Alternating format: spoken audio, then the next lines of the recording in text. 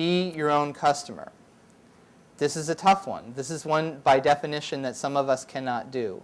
And I say this, I will fully and freely admit to you that I spent 5 years working on women's sanitary protection at Johnson & Johnson. Okay, so I'm totally guilty here.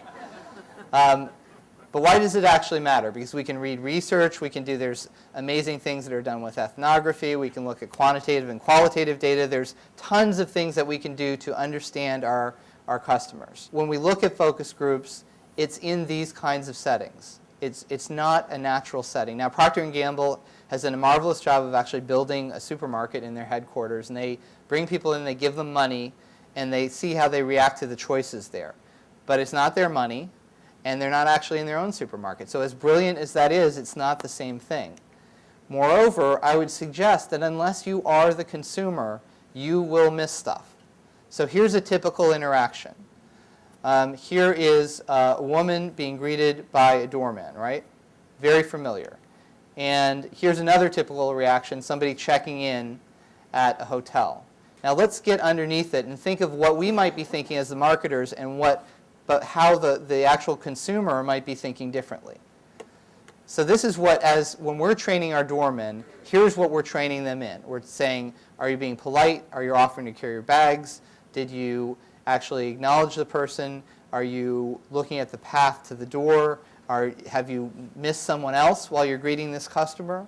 Are you managing the flow of traffic? Are the taxi cabs able to get around one another? These are all the things that we're concerned about. One of my clients did some ethnographic research, and they found out, in fact, that the real things that people today are looking at are very different. So they're actually thinking of the doorman as an obstacle. God help me if I have to sprint from the cab to the door and not let that guy get a hold of my bags. And beyond that, there's this $1 or $2 thing, am I in New York and it's $2, or I look like a jerk, or Cleveland and $2 and I'm insulting him because I'm giving him too much money. I don't know what to do. It's very uncomfortable, and it's a situation that creates discomfort. If you're the customer, you know that immediately. You already knew that. What about that other situation? Okay, at the front desk, wow, it's really important to recognize my frequent consumers. Do I have the right data in front of me at the computer? Am I upgrading them if that's what they get? Did I greet this person by name? Did I do all these things? Well, why isn't she making eye contact? Half the time, all that data that's appearing to the customer service rep has them looking down. And by looking down, they're no longer making eye contact, and they're no longer making the basic human interaction that is the starting point, not the ending point, for the relationship.